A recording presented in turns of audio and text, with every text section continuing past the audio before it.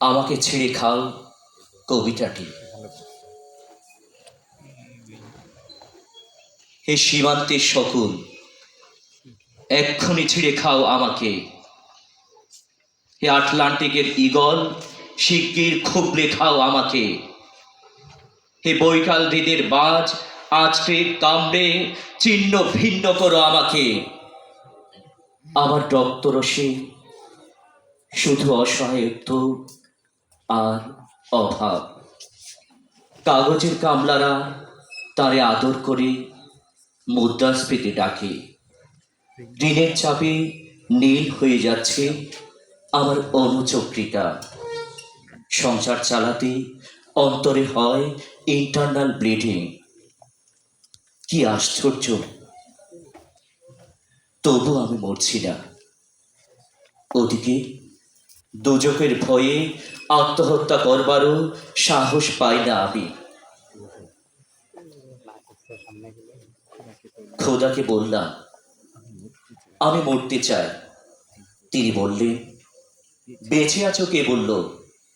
সহস্রাব্দ উন্নয়নের সাক্ষী হিসেবে রাজা তোমাকে মমি করে রেখেছেন। বাজারে দীর্ঘশ্বাস ফেললে নাকি রাজ্যের ভীষণ বদনাম হয়। রাজারও মন খারাপ হয় খুব। কোতোয়ালরা ফরমান জারি করেছে, আমাকে সারাক্ষণই হাসতে হবে, নইলে দেশি কুকুর ও বিদেশি মাগরকে একবেলা ভালো মন্দ খাওয়ানো হবে আমার মাংস দিয়ে।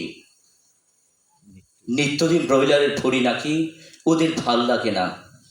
অথবা আমাকে ভাগ দিয়ে বেচা হবে, মানুষেরও তো মানুষ খাওয়ার স্বাদ হতে পারে, তাই না? ভাগ্যিস তা বিদেশি সুপার শপে বিক্রি হবে না। দেশি মানুষের তো হক বেশি আমাকে খাওয়ার। এই দুজকি যখন নিয়তি, তখন আমি উদাম হয়ে ডাকছি দুনিয়ার শ্রেষ্ঠ মাংসশাসী বিভক্তির। হে ঈগল, চিল ও ভয়ঙ্কর বাজেরা, হে সাম্রাজ্যবাদী সাহসী শকুনিরা, তোমরা F-35 মতো, MiG-29 মতো দল বেঁধে হামলে পড়ো আমার বুকে। আমার ডান, থান, চক্ষু, কলিজা আজ সব তোমাদের গনিমতের মাল। দেশি শুয়োর খুবলে খাওয়ার আগে আমায় ইচ্ছে মতো ছিঁড়ে খাও তোমরা।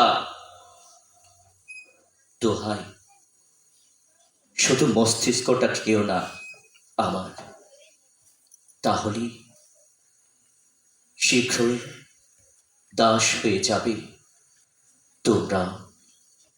ধন্যবাদ।